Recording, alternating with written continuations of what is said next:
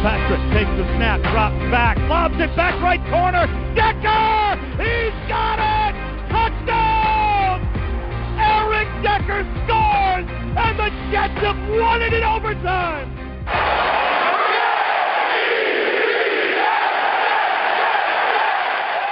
This is the Jet Take with Ben Blessington and Kyle Fahey.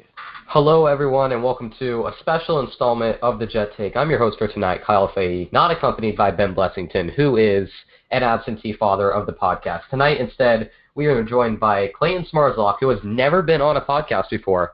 So this is going to be interesting. Clayton, TOJ member, how you doing? Good. How you doing, Kyle? I'm doing good. Obviously, the big news that we have to address, Eric Decker, Sugar Dick, retired. How do we feel about that? Oh, man, it hurts, especially after hearing that intro. I mean, I was at the game, and it still gives me goosebumps, even though it failed spectacularly. But yeah, I mean, I'm happy he's not on the Patriots anymore, but I'm kind of sad to see him retired. We're not really counting him as a Patriot, are we? No. Okay. No, I'm happy he never had to actually suit up for them. Yeah, I mean, he looked pretty on the sidelines, so, you know, he's going back home to, what's her name? Jesse. Yeah, Jesse James Decker. Yeah, I mean, not a bad person to go back home to. But in all realness, the breaking news for tonight, you know, the reason besides our regular scheduled programming, the reason we're doing this podcast is because Teddy Bridgewater was just sent off to New Orleans, and we got a third-round pick in return. The official trade, as reported by, you know, multiple outlets now, is Teddy Bridgewater and a sixth-round pick for the New Orleans Saints third-round pick. Clayton, let's start with you since, you know, we got to pop your cherry on this podcast. What are your thoughts on this trade? You know, do you think the Jets won, or do you think this was the ultimate play, the ace up the sleeve for Mike McCagnon this offseason, through everything we've gone through with the quarterback situation in the past couple of years? You know, what are your thoughts on this? I mean, I love it in every aspect, whether it's with the Jets, Saints, Teddy. I mean, the Jets, let's just start with them, obviously. And they signed him for practically nothing coming off this injury. And he was just kind of just like their plan B. They knew they wanted to get a rookie quarterback after they missed out on Cousins. And after they get Sam Darnold, I mean, there's really no need for Teddy anymore. So to get a third-round pick for someone that's never even suited up for you, I think it's, sorry, excuse me. Yeah, it's an absolute steal. And then you look from the Saints' perspective, I mean, they get and possibly the future quarterback after Drew Brees is finally gone. And then for Teddy, he just goes into a perfect situation. You got Alvin Kamara, you got Michael Thomas, you got a top 5 offensive line, you got an up-and-coming defense. I mean, I think it works out for literally every single person in this trade. Absolutely. I think the only downside here is that Teddy's going to have to sit on the bench for the whole year. But, you know, first ballot Hall of Famer, probably the third best quarterback in the game currently, Drew Brees sitting in front of him. I'll give my 2 cents on this because obviously everybody's clamoring to hear my Jet take on this. Teddy Bridgewater, great story, you know, great kid overall, wonderful guy to have in the locker room. Unfortunately, I really do hate to see him go just as a person and as a football player. If we're being real, he is the best quarterback on this roster currently. Obviously, Sam Darnold is still developing. But Teddy served his purpose, and I think this plan B, as you mentioned, that Mike McCagnon and the front office planned out, was phenomenal. Obviously, we'll start with the fail of Plan A, which was Kirk Cousins. And on the day, I think it was today, it was announced that, you know, the Jets offered Kirk Cousins $90 million in solid guaranteed cash, and he decided to say no. He said no, and that's okay. You know, that's his choice. Obviously, you know, it's not like his kid's ugly or anything, and I don't want him in New York anyway. But we go to Plan B, and we make a ballsy trade up to number 3, and we like at least 2 of the quarterbacks that we thought would be sitting there. We end up getting arguably the best one. I had him ranked number 3, but they were all very close. Sam Darnold, who looks to be right now phenomenal. Right now, the rookie year is going to be great for him. I think currently in Vegas he's odds on to be Offensive Rookie of the Year. Then we signed Teddy Bridgewater almost immediately after Kirk Cousins denies the contract. And what we do, we set up the future in 2 different ways. With Sam Darnold, it looks like you have your quarterback for the next 10 to 15 years, hopefully. And then in Teddy Bridgewater, you're setting up a future draft pick in worst-case scenario, solid starting quarterback. God forbid something happened to Sam Darnold or something, didn't pan out or whatever it may be. So Mike McCagnon perfectly got this plan down to a science. And then you got down to the last week of preseason. There had been no major injuries to quarterbacks, right? My prediction was that there wasn't going to be a major injury where, somebody was going to desperately trade for Teddy Bridgewater, and that we were going to have to wait till about week 7, week 8, when the team realizes, hey, we're good enough, but we don't have the quarterback right now, and then they trade for Bridgewater. What does Mike McCagnon do? He proves me wrong for the better of the team, and he goes to a team in the New Orleans Saints who says, hey, we think we have a legitimate Super Bowl shot right now. We have an okay offensive line that has been known to get beat, and we have a 40-year-old quarterback, I believe, 39 maybe, in Drew Brees, who, has never really been injured, an exception to the major shoulder injury a while back. But there's always that risk. You look what the Eagles did last year, which I think is a great comparison with Carson Wentz. They weren't expecting him to go down. What they do, they adjusted quickly. Nick Foles, somebody who is familiar with the town, familiar with the environment, worked to his, abilities, and they ended up winning a Super Bowl with a backup quarterback. I'll tell you right now, Teddy Bridgewater is way better than Nick Foles. Teddy Bridgewater is way better than about 10 starting quarterbacks in the NFL, give or take whatever range you consider him in. This is a great move by the Saints. This is a great move by the Jets to recover draft picks, seeing as we give up 3 second-round picks for Sam Darnold, one of which was the Sheldon Richardson thing, so I guess it balances out. But perfect move by Mike McCagnon to give up $500,000 and a 6th-round pick for a 3rd-round pick. That, I'm no math genius, but that adds up in my head. Yeah, and you look at what the Browns did last year. They paid, pretty much $16 million to get a 2nd-round pick? I mean, yep. You couldn't ask for anything better in this trade. And granted, it might be a low 3rd-round pick, but it's still a 3rd-round pick, and I'll take it.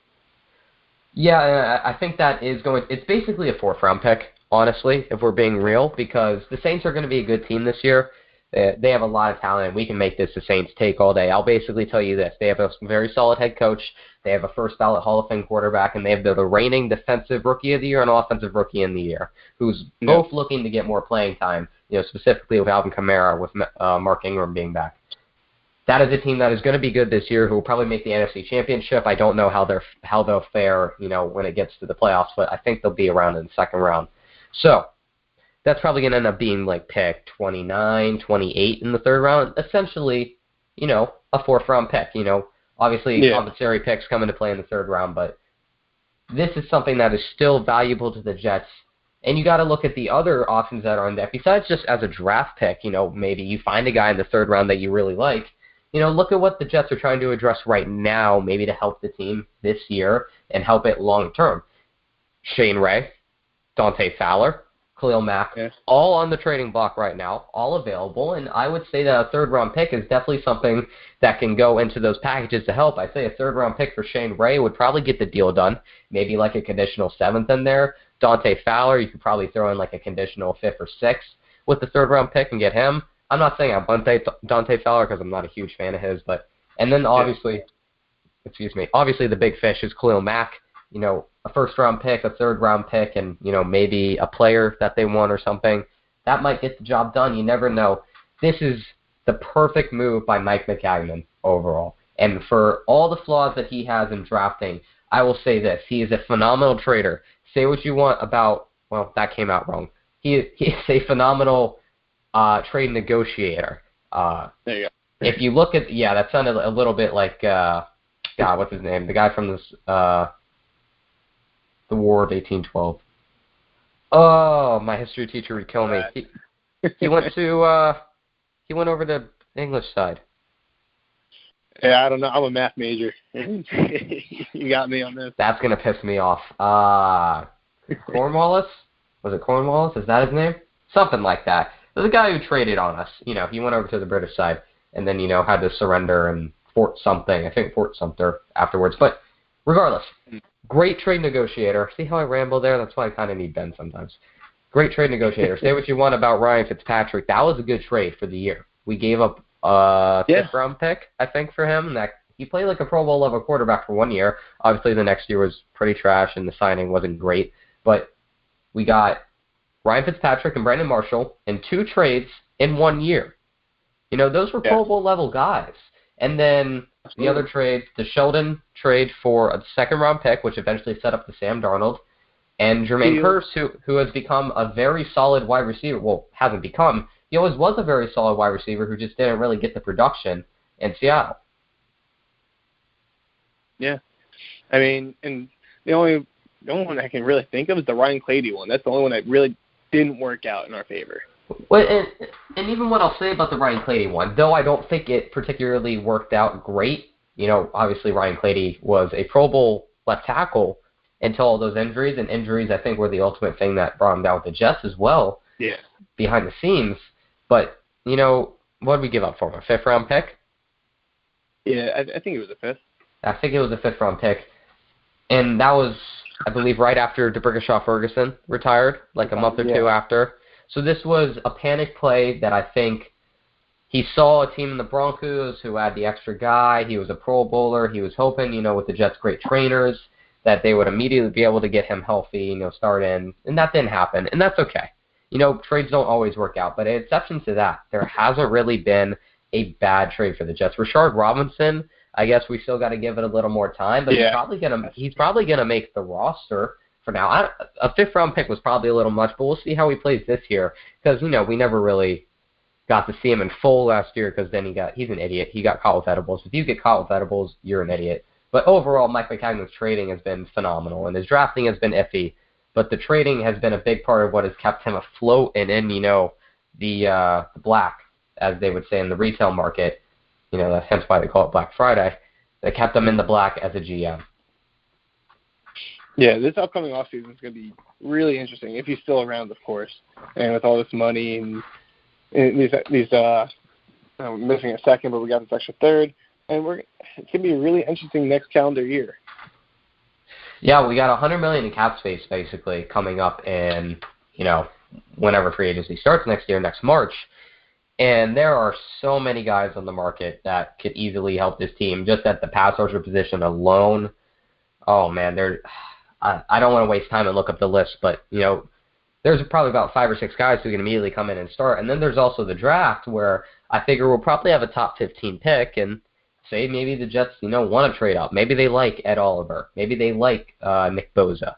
You know, those are guys who could always fall. We always see pass rushers fall every year because then there's always a couple quarterbacks who teams want to reach for, and there's always that skill position that teams think are the next level. I think the best example of that would be Leonard Williams, who is easily the best player in that draft as of right now.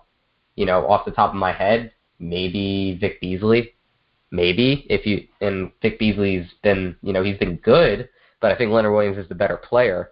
You know, he fell to 6 to us because people thought other players were more valuable at that spot when Leonard Williams was the number 1 player in that draft, at least in my opinion.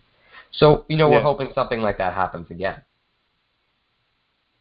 Yeah, absolutely. I mean, and don't forget, we still need offensive line. Don't forget that. So I'm looking at Jonah Williams, Greg Little, and some of those names will pop up too. Jonah Williams coming out of Bama, correct me if I'm wrong. Somebody definitely to watch this year. I think right now, I think your buddy from Inside the Pylon, God, I'm about to forget his name, but he released his top 50 players in college, and Jonah Williams was number 6 on that chart, and I'm expecting him to at least drop at some point. Because often it always happens with offensive linemen. You either get caught with a gas mask, you don't do well, you know, throughout the season. Maybe guys overanalyze you. Maybe they think you're better as a guard. But the reality is behind the NFL today, you know, if you're even an okay tackle, you'll get drafted in the first round because there's not a lot of good tackles anymore. And I think a lot of people love to overanalyze the Jets' offensive line because, oh, they're not perfect. Oh, look at his first step. It isn't great here. Unfortunately, there isn't a lot of good tackle depth anymore in the NFL. And the Jets with Beachum and Shell, I think, are fairly lucky as far as the NFL standard goes currently. Yeah, I mean, it definitely could be worse. It could be a lot worse. Oh, yeah. It's just a shame that, like, Maccagnan's only put 1 draft pick into this offensive line. And I think that's where he's getting a lot of, like, the criticism. Because it seems like he's failed to look at offensive line and he's failed to look at edge rusher outside of really, you know, we drafted Jordan Jenkins and Lorenzo Malden. But he hasn't really put too many assets into 2 of the most important positions in the game. Yeah, I agree, and I think, what he hasn't addressed in the draft as far as offensive line, I think he's made up for it in free agency. Kelvin Beachum, very solid veteran signing who, he's our best offensive lineman, at least of last year, performance-wise. He brought him in. He brought in James Carpenter in, who I think is going to have a nice rebound year. He brought in Spencer Long, who, we'll see. He's an average center in the NFL. We'll see how he fits into the system. I'm not going to say that's a great signing, but we haven't seen him play yet. Brian Winters, obviously, I'm not going to – everybody loves to criticize Brian Winters because of last year. And the torn pectoral, I don't think people realize how difficult it is to play any position in the NFL, especially a position that requires you to anchor your body and put basically all your weight into the front of your legs and then the rest of it in your chest and your arms. I don't think you know how hard it is to play with that. A torn pectoral and basically pushing 320-pound men, when you're trying to go full strength mano a mano, that's incredibly difficult. And he wasn't pathetic. He played all right. It was definitely noticeable that he wasn't who he usually was, but it wasn't pathetic. And then Brandon Shell next to him has been a good draft pick, 5th round out of South Carolina, which is the only guy, as you said, draft pick that really Mike McCagnon has made in terms of additions to the offensive line, which, like I said, I would like there to be more. But before we get Joe Caporoso on the line, because he is going to be calling in 2 or 3 minutes, let's talk a little bit about the preseason game.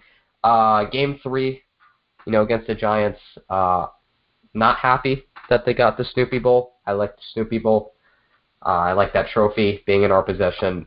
Clayton, tell me what you thought about the game overall. You got the joy of watching it with Joe Caporoso, Greg Armstrong, and Connor Rogers at, what is it, Willie McBride.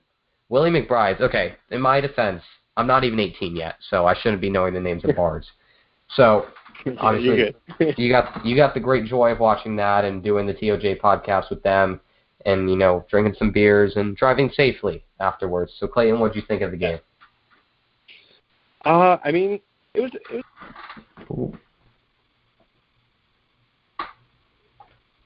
stand out to me. There's just way too many penalties at this point. The special teams are just year in, year out, same thing, same old story, and they're just god-awful. But we have to go back to what's really important, and it's Sam Darnold. Sam Darnold, he just doesn't look like a rookie, honestly. And that's, one of the biggest compliments I can give him. And he's obviously named the starter for week 1 now. So it's just nice to see him being able to control the offense. He's limiting his turnovers and only having 1 interception on a forced 4th down play. So, and that's really the big takeaway. But in my piece that I let out a couple days ago, another one's the lack of the run game. That showed up again. And I think our best carrier was Trenton Cannon, and he was going against Breeze, and it was a 3.5 clip or something like that. So, and there's definitely going to be a lot of things to work on this upcoming season. But I think Jet fans should mostly be excited just because we have potentially our franchise quarterback for, like you said, the next 10, 15, hopefully 20 years. Yeah, just my quick analysis, because Joe's going to come on in about a minute from now. Sam Darnold, obviously, like you said, was the big attraction. I think Jets fans are ready to use Sam Darnold as that, Twitter card all year, where the media is going to be like, the Jets have absolutely no edge. Oh, the center is horrible. And then Jets fans are going to be like, but Sam Darnold, look at his development every week. So I'm just really looking forward to use that excuse for all of our problems, for this upcoming season. And then Terrell Pryor, obviously, I got to give a shout-out to my boy. First touchdown, one of numerous touchdowns from Terrell Pryor I think we'll expect to see this year. And we'll touch a little bit more on the preseason game later after this call, because we have the big boss on the line. Joe, thanks to you for calling in on such short notice. Remote location. This man is completely busy, 24/7. He's making media appearances on Twitter TV shows. He's got 100 different tweets he's got to send out. Boss, thanks for coming on. Hey, I'm happy to make a little time for you tonight. Anytime. Anytime for the Jet take. I love to hear that. Joe, obviously, the big news for tonight, besides Eric Decker, is Teddy Bridgewater's trade. Let's talk about it. Clayton and I already gave, our 2 cents on it, our Jet take, to put in a pun there. Give us your thoughts on it. We want to hear it from you. I'm happy. Look, I think the general expectation, at least for me, was a conditional 4th rounder.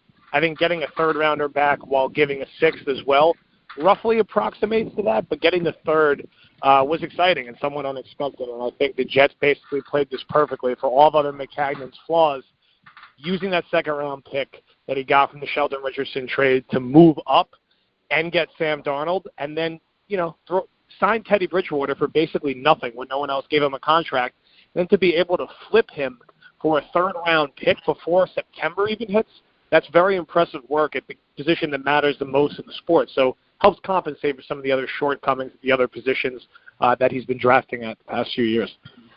Absolutely.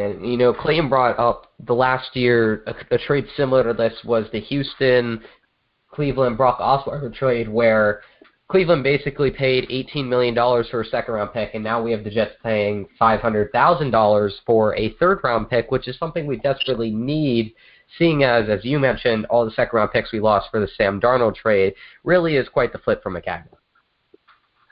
Absolutely. I think, you want to restore as many assets as you possibly have because it just gives you more flexibility, whether it's draft day, you're trying to move up or move back, or whether it's you're trying to go out and acquire a veteran. And a lot of people have discussed the Jets potentially packaging draft picks and finding a way to go get a pass rusher, whether that's Khalil Mack, Dante Fowler, Shane Ray. You have just more options and flexibility when you have more draft picks. And a 3rd-round pick is a valuable thing to utilize in a prospective trade. It just gives the Jets a little more flexibility than they had.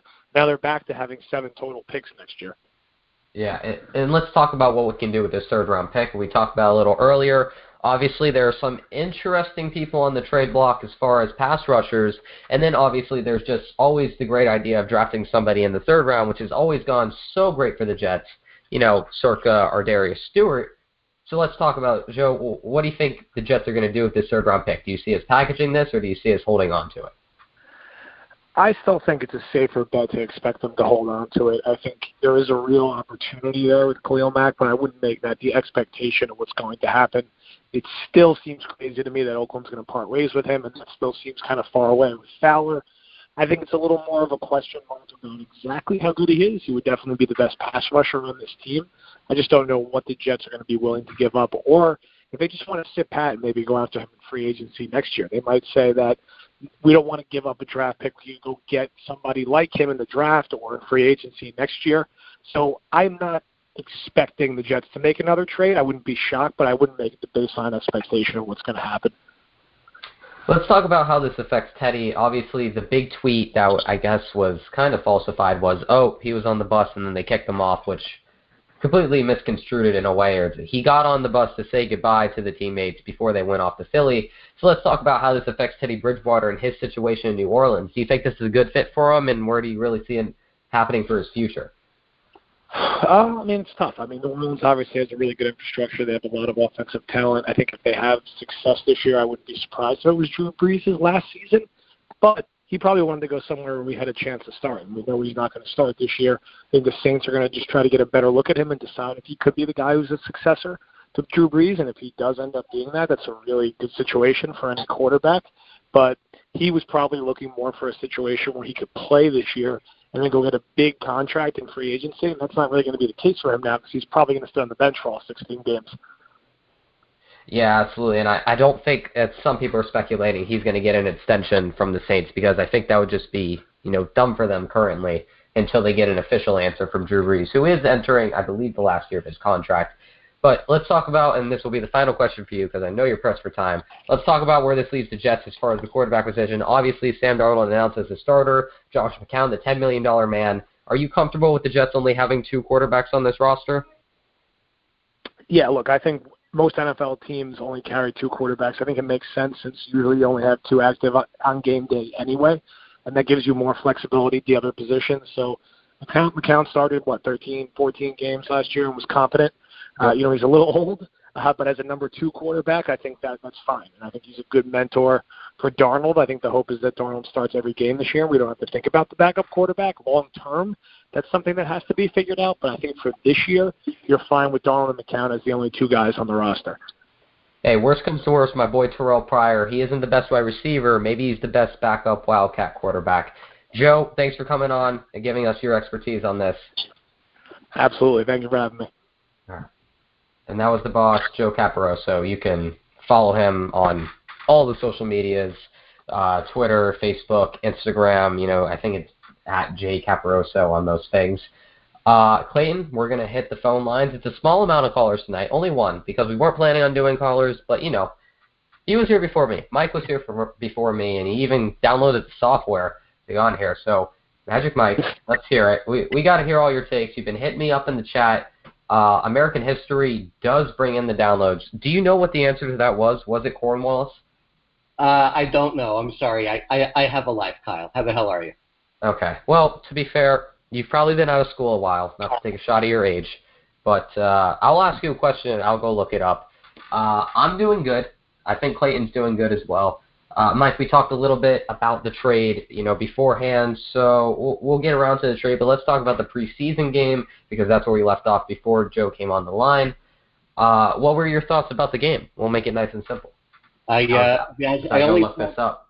Yeah, I only saw part of it. I saw Darnold play well. To be honest, that's all I really care about. I've gone almost all of my entire life without the Jets having a franchise quarterback. It looks like we have one now. I'm almost indifferent to anything else that happens this year if it looks like we've got the guy. Yeah, I 100% agree. I'm still trying to look this up. Charles Cornwallis? That doesn't sound right. Who is the trader? Gotta look it up. That's during a podcast. Things they teach in podcast school. I'm not the one in podcast school. Ben's the one in podcast school. He's at the big, fancy, expensive Syracuse. I'm probably going to be attending Florida. So, I'm not quite on Ben's level, obviously. Let's talk about the wide receiver position, because this is something, as the weeks go by, we get more and more iffy about who's going to make the roster. I'll quickly run down the guys who are probably going to make the roster, or definitely going to make the roster. Quincy Nua, Robbie Anderson, Jermaine Kearse, Terrell Pryor, I think right now are the four locks. And then behind them, we have Trey McBride, who has been performing very well all of training camp and most of the preseason, continues to get open, continues to make good catches. Charles Johnson has been productive in camp. He had a couple drops in preseason, also has a touchdown to his name. And then there are the draft picks, Chad Hansen and Ardarius Stewart, who are struggling to get playing time. Ardarius Stewart has been playing a little more and a little better as of late. And then there's always the guys like Sharon Peake, who was a solid special teamer and was dearly missed last year. And then Andre Roberts, who is our kick returner / punt returner, but also has been getting snaps at wide receiver. So there are 10 guys right there, and I'm probably leaving guys out who I can make a good case for making this roster. And I'll tell you what, we're only going to keep 7 wide receivers at the most, unless we're severely cutting another position. So what are you predicting for the wide receiver position? And Clayton, you can also answer this, because I really got to find out who this trader is. Yeah, I feel like Trey McBride looks like he's got that pretty well sewn up. He's been pretty consistent lately. Beyond that, I don't know. You can throw the other guys into a Benedict hat. Arnold. Oh, my God. How did I not know that? Oh, yeah, I knew Benedict Arnold. Yeah, thanks, Clayton. Where was that 5 minutes ago? I thought you were talking about a different trader. Oh, it wasn't the War of 1812. I'm dumb. That's where you got me. I'm like, I don't know 1812. Yeah, I bet you at Syracuse they know about the War of 1812. Yeah, I bet you at Syracuse, people's laptops are getting stolen. Oh, wait, they are. Shout out to Ben for that one. All right, so wide receivers is where we were. Did you agree with me that Trey McBride makes the team? I do, because I think he's been the most productive guy who we didn't expect to be on the roster outside of the Big Four. So he's probably been that guy who, in the preseason has been the number one. Because obviously the real number ones, they're not really getting the reps. And Trey McBride probably has the most receptions on the team, to my knowledge, in exception to maybe a running back who might have more. I don't think Bilal Powell is more, though. He might. But Trey McBride, I think, will definitely make the roster. Clayton, what are your thoughts on the wide receiver position? All right, so you named the top 4 locks. But I think Andre Roberts is a lock. I think with Trenton Cannon performing the way he has in special teams, Yep. Who else is there? I mean, Trey Yeah. McBride tried in practice, but he hasn't done anything in games when it comes to special teams. So I think Roberts is a lock. And then on my 53 projection the other day, I said McBride would make it, but I'm slightly kind of changing that to Sharon Peak. And the only reason is, I mean, you saw our special teams. We need as much help as possible to make sure that we don't give up another punt return touchdown. And Peak he might be our best special teamer with Brontez Miles out. So I think it'd be between Peak and McBride for that last spot. Yeah, I agree because, like you said, Roberts is probably going to be a lock just as the returner, seeing as we have nobody else who's capable. Lucky Whitehead was waived the other day, so we can't even talk about him. Just realize that. So Roberts and Peak, just as special teamers alone, need to be on this roster. And then Chad Hansen and Ardarius Stewart. It's hard to give up on your third and fourth round pick from 2 years ago. But there's no room for them. Yeah, good teams do that, though. Don't you think? Good teams will give up on a guy when it's time. Good teams don't put themselves in that position, though. Every team look at the Patriots. Don't work out. Come on. We have the Patriots' third-round pick from last year, or a fourth-rounder. Okay, he had severe blood clots. Okay, there's a little difference between he didn't get outperformed. His heart didn't perform well enough. I mean, you can't blame that on him. All right, yeah. That's right. The Patriots are scared more than the Jets if he lives or dies. But, it's not even that That's fair. Stewart and Hansen have really been outperformed. They just haven't performed. Yeah. I think that's what's come down to it. They just haven't been good outside of being in shorts. Yeah. Which is definitely a problem, but I don't want to give up draft picks that easily. And that's where I think, as far as I think Jermaine Kearse is a lock. Well, also, we have to state, Ardarius Stewart is suspended for the first 2 games. So that does give the Jets some wiggle room in terms of being able to keep him around. And then, if there's an injury or something, or maybe Trey McBride isn't doing well the first couple of weeks, you can always bring him back. But Chad Hansen, who was the later pick, and has been getting more public notoriety for his performance in, not training camp. OTAs. And then did jack in training camp and has done absolutely nothing in preseason. That's a guy who will probably get cut. I just don't understand how you go 3 weeks in preseason and not catch a ball. It's almost impossible. It's not like he hasn't. Yeah, it's not like he's not getting any playing time either. He's getting on the field. Well, yeah, it's an accomplishment. He can't bring in the ball. And we've seen him perform on the NFL level because we saw him make a couple really nice catches last year, but it was in small chunks. Marshall Lattimore. Yeah, I mean, there is obviously talent there, and he can play at an NFL level, but for God's sakes, he can't play against the third stringers in training camp. And no one knows what is happening with him. I mean, I've talked to people that have even better sources than me, of course, but bosses. Yeah, the bosses, pretty much. And no one has a clue what has happened to Chad Hansen. And everyone loved him in OTAs, and it's just something happened that no one knows. You know what it is? He's not sneaky athletic enough. That's what it is. Yeah, maybe he's not good-looking enough. Yeah, well, I mean, he is a good-looking man. I might switch teams for him. But, as far as... Eric Decker. Heartbeat. Jesse James Decker, too. I mean, both of them. Those kids are going to be models. I mean, they just have...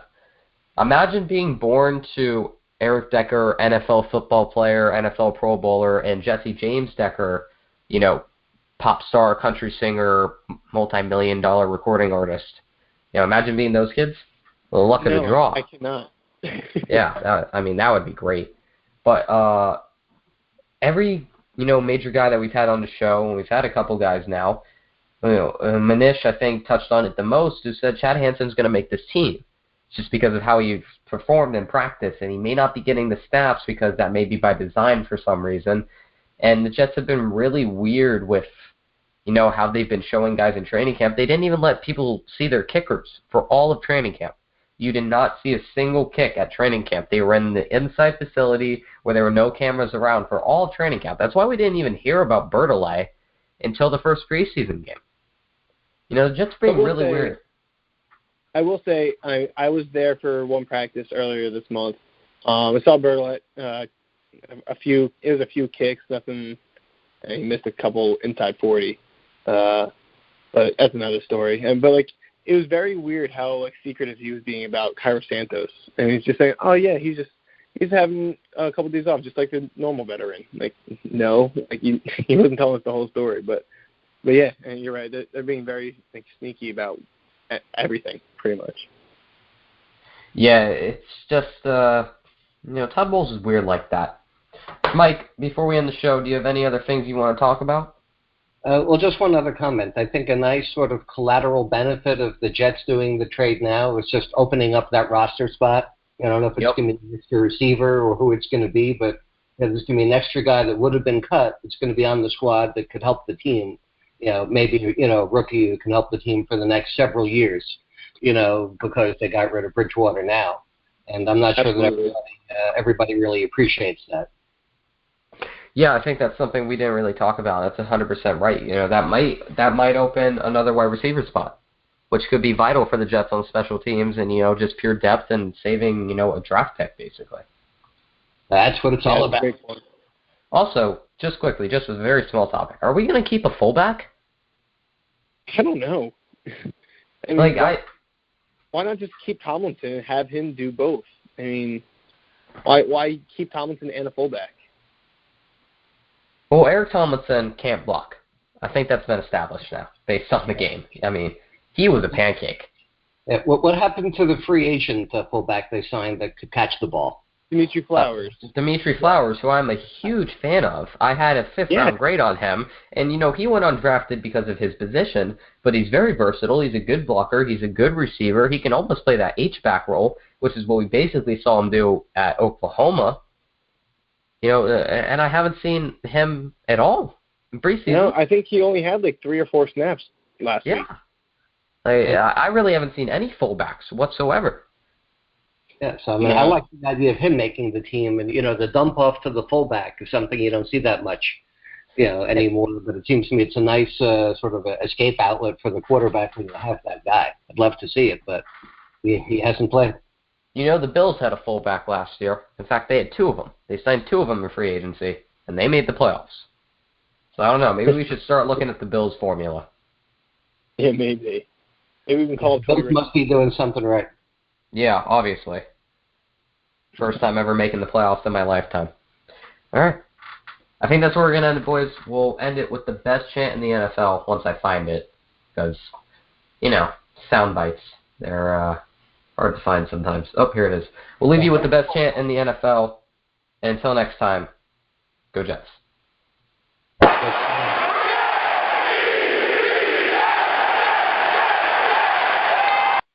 Terrell Pryor for president.